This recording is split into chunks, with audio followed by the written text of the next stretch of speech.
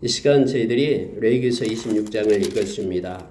여러분 26장은 내용이 조금 깁니다만 그 말씀하시고자 하는 핵심은 간단합니다.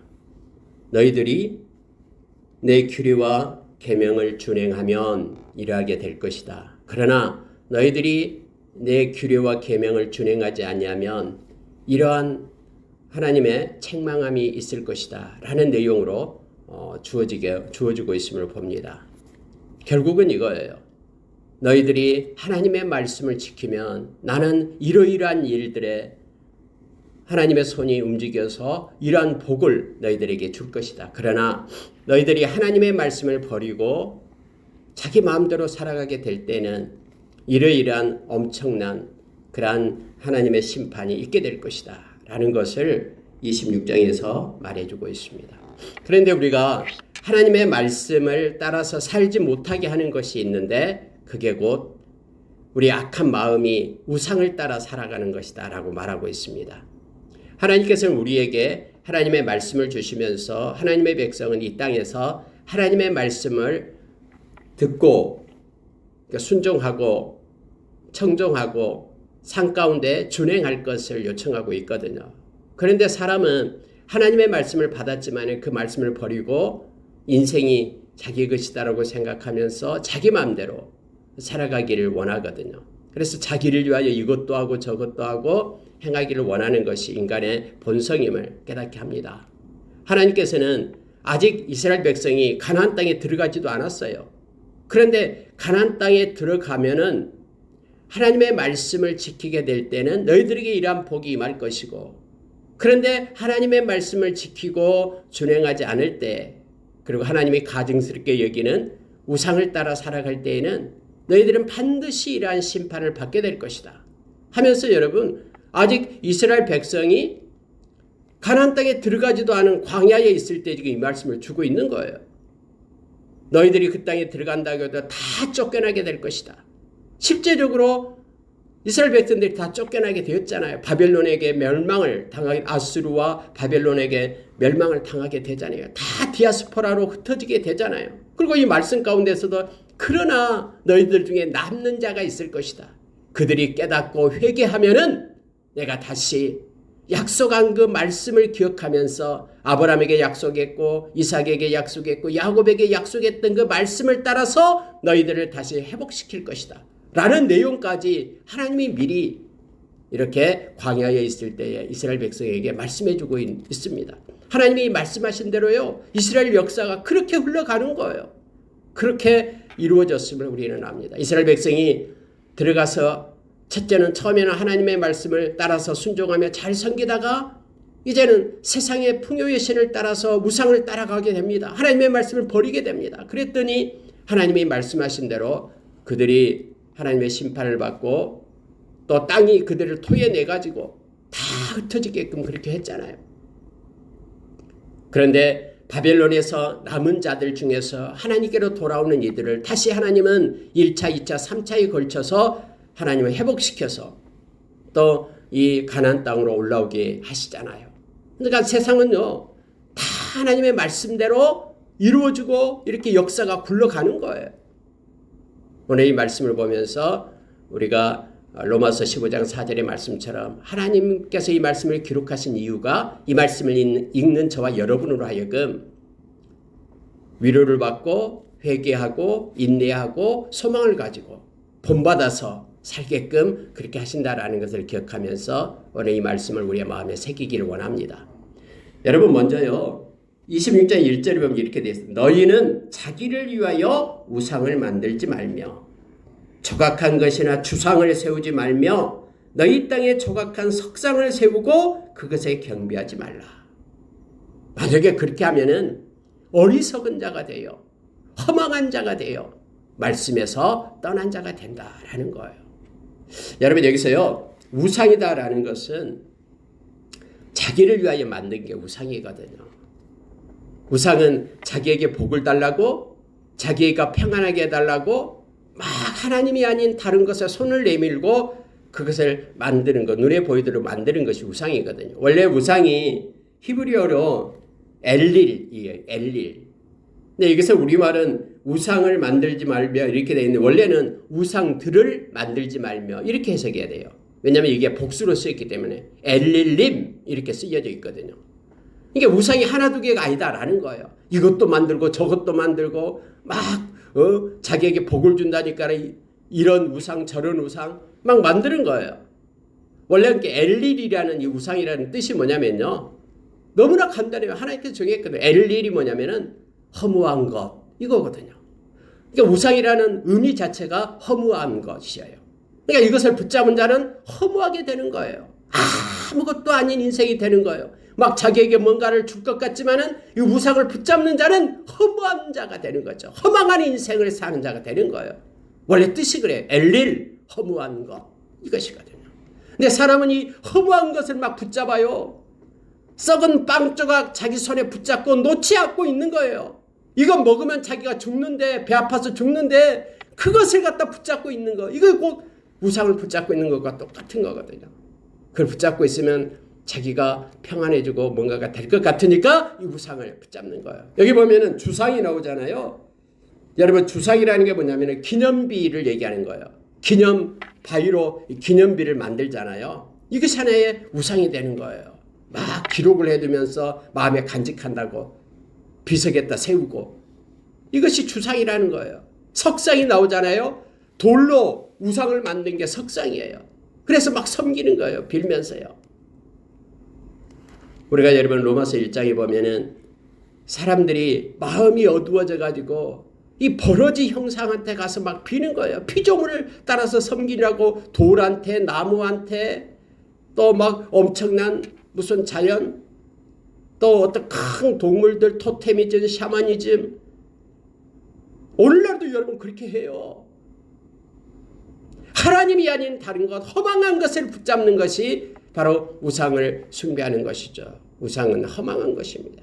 성경에서 분명히 얘기합니다. 우상을 따르고 우상을 만드는 자 그는 하나님께 부끄러움과 수치를 당하는 심판이 있을 것이다 라고 말합니다.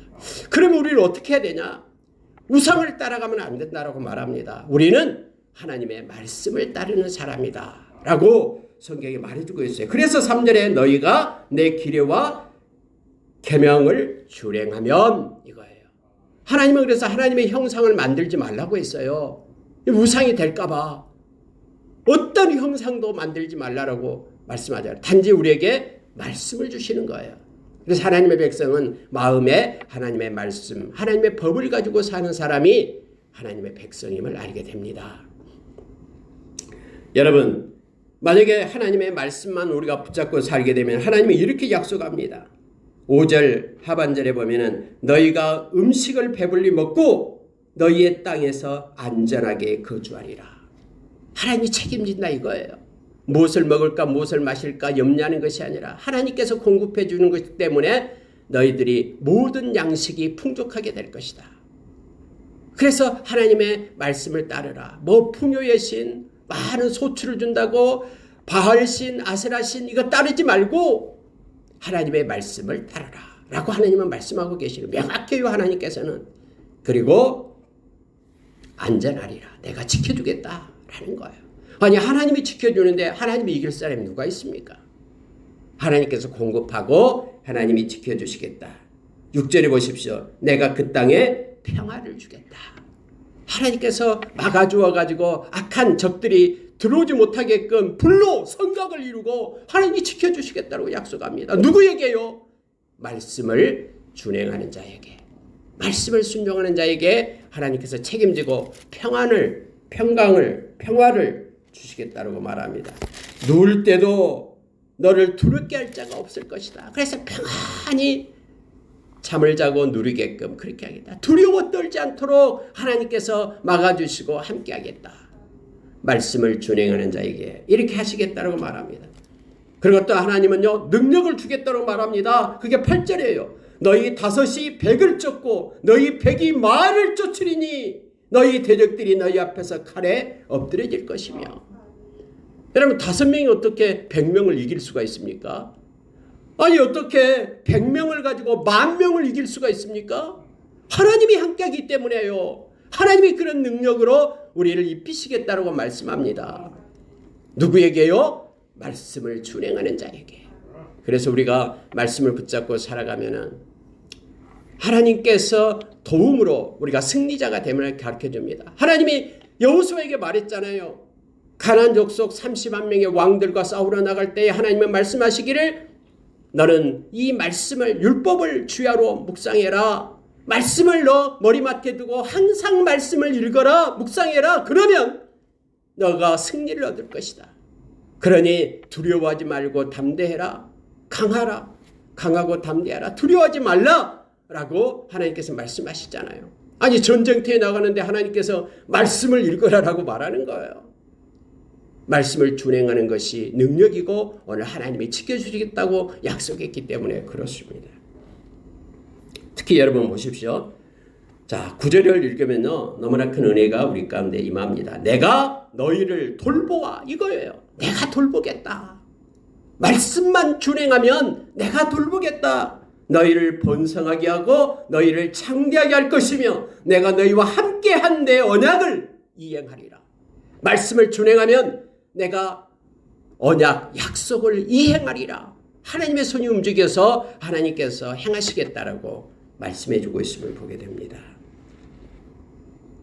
내가 내 성막을 너희 중에 세우고 함께하겠다라는 거예요. 내 마음이 너희를 싫어하지 아니할 것이며 내가 기뻐서 너희를 안을 것이다라고 말합니다. 나는 너희 중에 행하여 너희의 하나님이 되고 너희는 내 백성이 될 것이니라.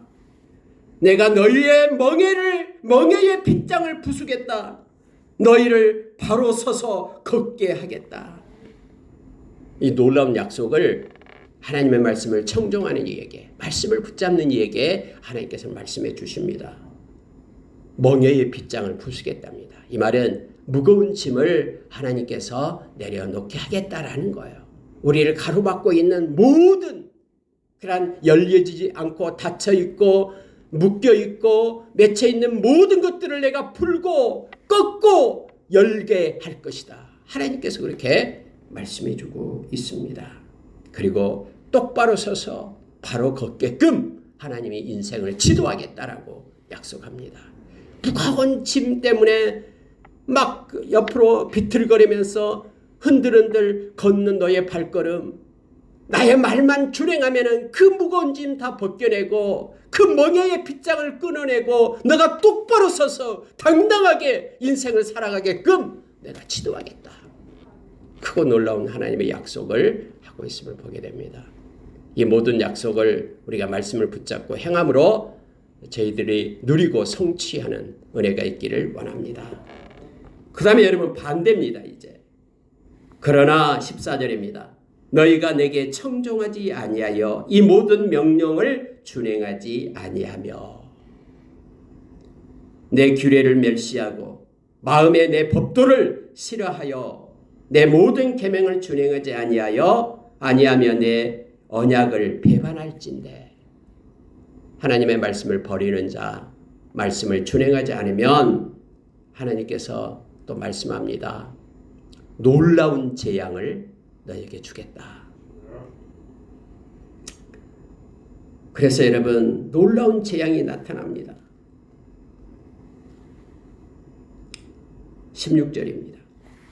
놀라운 재앙을 주어서 우리의 몸이 쇠약하게 되고 생명이 쇠약하게 되고 아무리 파종해도 거둘 것이 없게 되고 그것이 열매를 맺었다 해도 누리지 못해서 대적들이 먹게 되고 이렇게 하나님이 해도 돌아오라라고 그렇게 얘기하는데도 그래도 깨닫지 못하고 돌아오지 아니하면 18절에 말합니다. 그렇게까지 되어도 네가 청종하지 아니하면 이제는 7배나 징벌을 하겠다. 하나님이 그렇게 한 이유가 뭐예요? 아니 하나님께로 돌아와서 말씀을 순종하게 하기 위하여 그러면 이렇게 내가 너희를 행복하게 줄 테인데 너희를 행복하게 해주기 위하여 하나님이 지금 징계한 거예요. 7배라도 징벌하겠다고 말합니다. 19절에 보십시오. 내가 너희의 세력으로 말미암아 교만을 꺾고 너희의 하늘을 철과 같게 하며 너희 땅을 녹과 같게 할 것이니. 여러분 말씀을 순종하지 않으면 말씀을 순종하게끔 하나님께로 돌아오게 하기 위하여 하나님이 하시겠답니다. 너희가 가지고 있는 권세 그것을 꺾겠다. 잘되고 이름 있고 하는 모든 것들이 한순간에 무너지도록 그 교만을 꺾어내겠다. 이제는 하늘을 철과 같이 하겠다. 이 말은요, 비를 내리지 않겠다라는 거예요. 땅에 비를 내려야지만이 소산이 나잖아요. 근데 하나님께서 비를 거두겠다라는 거예요. 땅을 녹과 같이 하겠다. 땅에서 뭔가 식물이 나오고 싹이 나야지만이 열매를 맺잖아요. 그런데 노스로, 이 새로 땅에서 아무것도 나지 못하게끔 하나님 막아버리겠다라는 거예요. 하나님은 이렇게 심술 굳습니까? 아니요. 우리가 행복하게 하기 위하여 말씀을 준행하여야지만이 행복하고 하나님께서 이렇게 엄청난 복을 준비하고 있는데 이것을 누리게 하기 위하여 하나님께서 회개하고 돌아오게 하기 위하여 이러한 일을 하시겠다라고 말씀합니다. 이것은 여러분 신약에서 우리가 잘 아는 히브리서 12장에 나온 말씀과 똑같습니다. 하나님의 말씀을 떠나고 마음대로 살아가게 될 때에 하나님께서는 책망하시겠다라고 말합니다. 그래서 책망해서 그들이 하나님께로 돌아와 거룩하게 이 거룩함을 회복시키기 위하여 하나님의 의와 평강을 주어서 행복한 자로 살게 하기 위하여 하나님께서 책망하시겠다고 말합니다. 지금 동일한 거예요. 말씀이. 너희 수고가 헛되게 될 것이다. 땅은 산물을 내지 않을 것이다. 당연하죠. 하늘을 여기에서 하늘을 철과 같이 하고 땅을 녹과 같이 하는데 어떻게 산물을 내겠습니까? 땅이. 그리고 또한 하나님께서는 22절에서 들짐승을 너희에게 보내리니 그것들이 너희의 자녀를 움킬 것이다. 하나님께서는 자녀에게 재앙을 주겠다라고 말합니다. 가축을 멸하게 될 것이다. 점점 수요가 줄어들게 될 것이다. 너희 길들이 황폐하게 될 것이다. 여러분 이 무서운 말인데요. 너희 길들이 황폐하게 된다라는 게 뭐냐면요. 하는 것마다 망한다라는 거예요. 어디를 가든 형통함이 없다라는 것입니다. 우리가 여러분 시편 1편에서 하나님의 말씀 율법을 주야로 묵상하는 자가 복 있는 자다. 저는 시냇가에 심은 나무와 똑같다. 그래서 하는 일마다 형통하게 될 것이다. 누가요? 하나님의 말씀을 묵상하고 하나님의 말씀을 준행하는 자가. 그러나 하나님의 말씀을 버릴 때에는 오늘 말씀처럼 너희의 길들이 황폐하리라. 하는 것마다 망한다라고 말하고 있습니다. 마음에 하나님의 말씀을 가지고 준행하는 자가 될 것을 성경은 말합니다. 이런 일을 당하여도 너희가 내게로 돌아오지 아니하고 나에게 대항할진대. 이렇게 하나님이 불러도 돌아오지 않는다 그러면은 하나님께 대항한 것이다라고 말합니다. 나도 너희를 대항하게 될 것이다. 그래서 내가 너희에게 연병을 보내겠다. 전염병을 보낸다라는 거예요. 오늘날 코로나19를 보면서요. 전 세계적으로 이 팬데믹 현상이잖아요. 하나님이 이렇게 하신 이유를 우리가 기억하기를 원합니다. 말씀으로 돌아오지 않았기 때문이다라고 지금 말합니다. 그러나 너희들이 내게로 돌아오지 않을 때에 내가 너희 중에 연병을 보내고 너희를 대적의 손에 넘기겠다. 내가 너희가 의뢰하는 양식을 끊을 때에 열 여인이 한 화덕에서 너희 떡을 구워 저울에 달아 주리니 너희가 먹어도 배부르지 않냐리라. 여러분 이게 무슨 말이냐면요. 이제 기근에 재앙을 내리겠다라는 거예요. 너희가 의뢰하는 양식을 내가 끊어내겠다. 양식을 끊어내겠다라고 말합니다. 그래서 화덕에서 떡을 구워서 저울에 달아주는 거예요. 마음껏 먹지도 못하고 조금 달아준다라는 거예요. 아무리 먹어도 배부르지 않는 그런 재앙이 있다라고 말합니다. 그래서 여러분요. 하나님의 백성들이 이러한 코로나19와 같은 전염병 이럴 때 가슴을 찢고 하나님 앞에 회개 자리에 앉지 아니하면 이제 더 큰 무서운 것이 있는데 그게 바로 기근입니다. 기근. 하나님이 내리는 기근. 그래서 먹어도 배부르는 그 무서운 기근의 때가 온다라고 지금 말하고 있습니다. 하나님이 사람이 의뢰하는 양식을 끊고 너희가 먹어도 배부르지 않는 그러한 때가 올 것을 말하고 있습니다.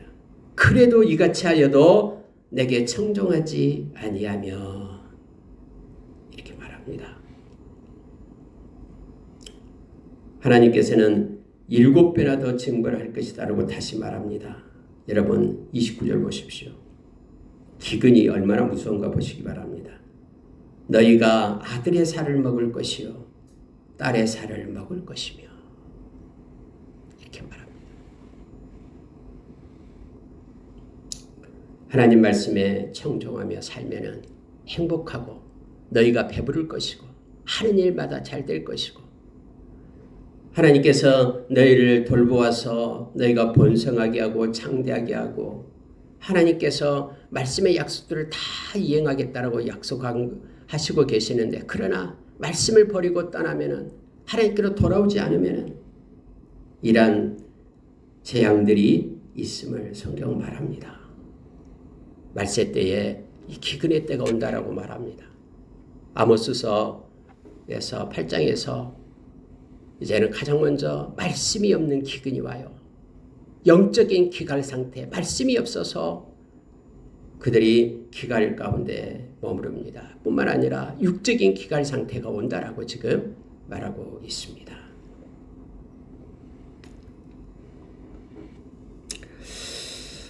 자, 여러분 32절에 보십시오. 그 땅을 황무하게 하리니 거기 거주하는 너희의 원수들이 그것으로 말미암아 놀랄 것이며 내가 너희를 여러 민족 중에 흩을 것이요 내가 칼을 빼어 너희를 따르게 하리니 너희의 땅이 황무하며 너희의 성읍이 황폐하리라. 해서 결국 땅이 그들을 토해내고 많은 세상 가운데 흩어지게 될 것이다 라고 하나님께서는 미리 말씀하십니다. 우상을 버리고 하나님께로 돌아와 하나님의 말씀을 청종할 것을 말하고 있음을 봅니다. 역사상으로 이스라엘 백성은 그렇게 하지 못해가지고 디아스포라로 흩어졌음을 봅니다. 38절로 내려가겠습니다. 너희가 여러 민족 중에서 망하리니 너희의 원수들의 땅이 너희를 삼킬 것이요 쇠잔하고 쇠잔하게 될 것이다 라고 말합니다. 그런데 여러분 41절에 보면은요 그러나 회개하고 돌아오는 자들이 있게 될 것이다 라고 하나님은 그들을 세울 것이다 라고 말합니다. 나도 그들에게 대항하여 내가 그들의 원수들의 땅에서 끌어갔음을 깨닫고 그 할례받지 아니한 그들의 마음이 낮아져서 그들의 죄악의 형벌을 기쁘게 받으면 내가 야곱과 맺은 내 언약과 이삭과 맺은 내 언약을 기억하며 아브라함과 맺은 내 언약을 기억하고 그 땅을 기억하리라.